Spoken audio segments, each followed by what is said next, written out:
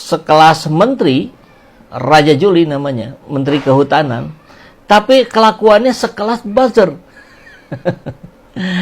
Anies Baswedan, siapa dia?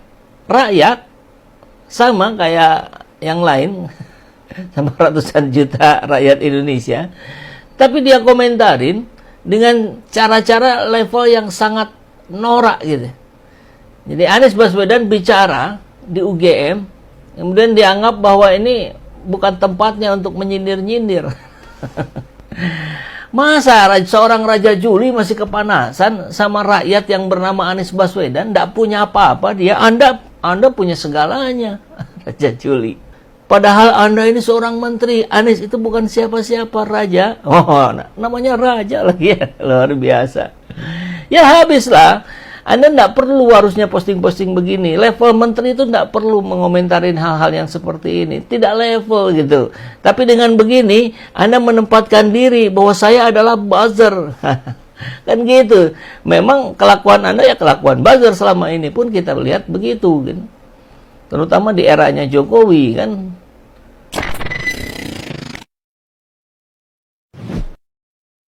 Yang paling kontroversial adalah tentu karena dimasukkannya sejumlah kader-kader PSI yang mungkin kapasitas, kompetensi, dan rekam jejaknya yang terkait dengan emisi karbon ini juga tidak pernah terdeteksi dengan baik. Ini yang disebut dengan asas meritokrasi, asas profesionalisme itu ditiadakan. Bahkan hampir bisa disebut semua menteri yang berasal dari partai politik ada kecenderungan, ini sejak lama sampai hari ini, memang ingin memasukkan bagaimana kader-kader partainya untuk menjadi bagian dalam setiap organisasi dan kegiatan-kegiatan apapun yang melibatkan pihak kementerian.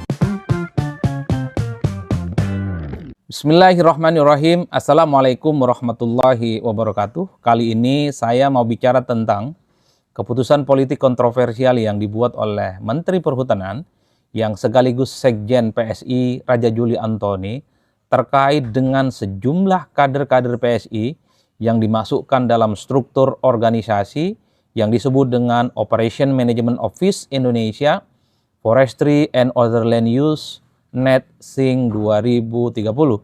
Ini adalah struktur organisasi kalau disingkat dengan Omofolu NET-SING 2030. Apa yang kemudian membuat kontroversial? Ya tentu karena dimasukkannya sejumlah kader-kader PSI dalam struktur organisasi yang katanya ini sebagai upaya untuk mengantisipasi bagaimana persoalan dengan lingkungan hidup, khususnya strategi utama terkait dengan bagaimana keseriusan Indonesia mengurangi emisi gas rumah kaca serta mengendalikan perubahan iklim beserta dampaknya. Jadi Omofolu NET-SING inilah yang kemudian di mana struktur organisasi di dalamnya ada sejumlah kader-kader PSI yang menjadi bagian di dalamnya dengan gaji yang dinilai cukup fantastis di kisaran angka 20 sampai 50 juta.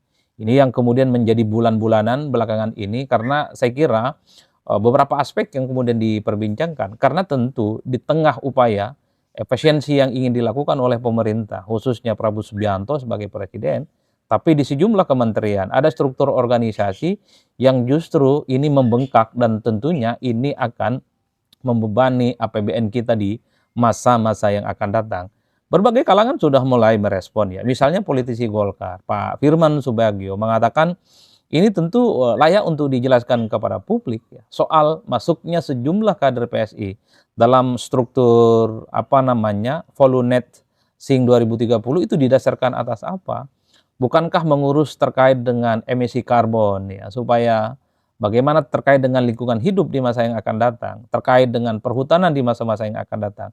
Itu mestinya harus didasarkan atas kapasitas, kompetensi dan kemampuan serta rekam jejak yang memadai.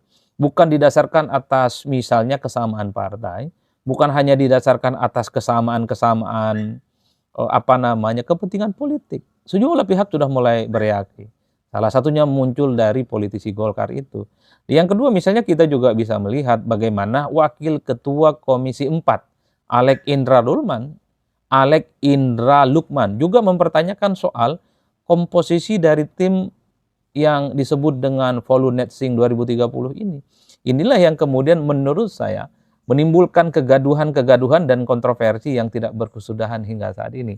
Wajar kalau kemudian kita melihat di netizen, di pembicaraan penjaraan di media sosial, Menteri Perhutanan Pak Roger Juli Antoni termasuk PSI adalah pihak-pihak yang paling banyak dimention, paling banyak dibully, dan bahkan kemudian dikata-katai dengan bahasa-bahasa yang cukup sarkastik.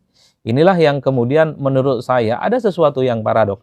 Satu sisi pemerintah sedang ingin melakukan efisiensi, tapi pada saat yang bersamaan kita melihat bagaimana struktur Volunet-Sync 2030 ini justru membengkakkan anggaran dengan adanya rekrutmen anggota-anggota baru. Nah, yang kedua yang paling kontroversial adalah tentu karena dimasukkannya sejumlah kader-kader PSI yang mungkin kapasitas, kompetensi, dan rekam jejaknya yang terkait dengan emisi karbon ini juga tidak pernah terdeteksi dengan baik.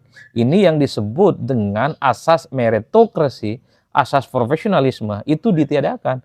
Wajar kalau kemudian hal-hal yang sifatnya kontroversial sampai hari ini diperguncingkan. Termasuk juga yang ketiga soal membengkaknya anggaran. Ini adalah 3 variabel yang per hari ini justru membuat bagaimana Menteri Perhutanan Pak Raja Juli yang juga notabene-nya adalah Sekjen PSI menjadi sasaran yang kemudian dibuat bagaimana di pembicaraan-pembicaraan media sosial itu babak belur. Nah, yang agak sedikit menurut saya cukup agak sedikit kontroversial lainnya adalah ketika Pak Raja Juli itu mengatakan bahwa persoalan Volunet-Sync itu anggarannya tidak menggunakan APBN. Ini justru menimbulkan kecurigaan baru. Karena publik tahu kok bahwa semua pengelolaan keuangan yang terkait dengan kementerian ataupun lembaga itu bersumber dari APBN. Bagaimana mungkin kalau Volunet-Sync ini misalnya ada sponsor dari pihak luar, itu kan tentu tidak masuk akal. Karena semua anggaran apapun terkait dengan kegiatan-kegiatan yang ada di kementerian dan lembaga itu strukturnya dari APBN, bukan dari tempat yang lain. Oleh karena itu, APBN itu bersumber dari pendapatan negara, termasuk hutang ataupun hibah, yang kemudian donornya itu adalah berasal dari uang rakyat dan berasal dari uang negara.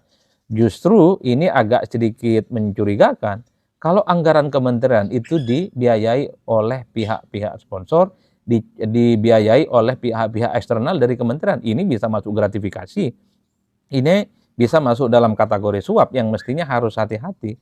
Artinya apa? Pernyataan dari Pak Menteri. Halo teman-teman, berjumpa bersama saya di Danker 94. Teman-teman, ini menarik untuk kita bahas bagaimana beberapa waktu lalu ya Anies memberikan ceramah di sebuah kampus ya UGM, dan di sana Anies Baswedan mengkritik pemerintah ya di acara tersebut.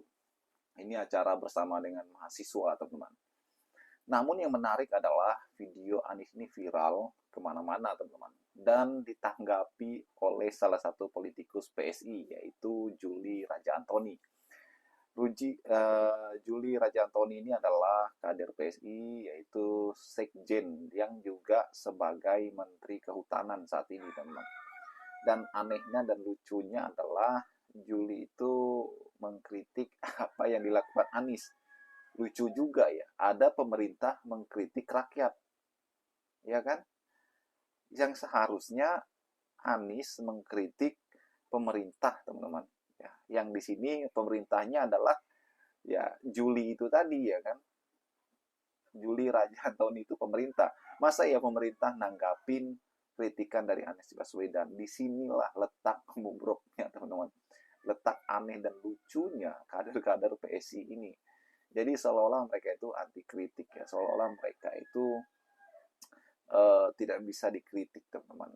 Ya, jadi apapun yang dilakukan oleh Anies Baswedan ya itu adalah sebagai rakyat, karena beliau juga sekarang bukan pejabat publik, bukan yang memegang kekuasaan, ya kan. Walaupun kalah di Pilpres ya bukan berarti dia jadi penguasa. Anies Baswedan sebagai rakyat mengkritik pemerintah, teman-teman. Pemerintahnya malah menanggapi, ya kan. Berarti kualitas dari penguasa ini, teman-teman, bisa kita nilai sendiri, ya kan. Bagaimana menurut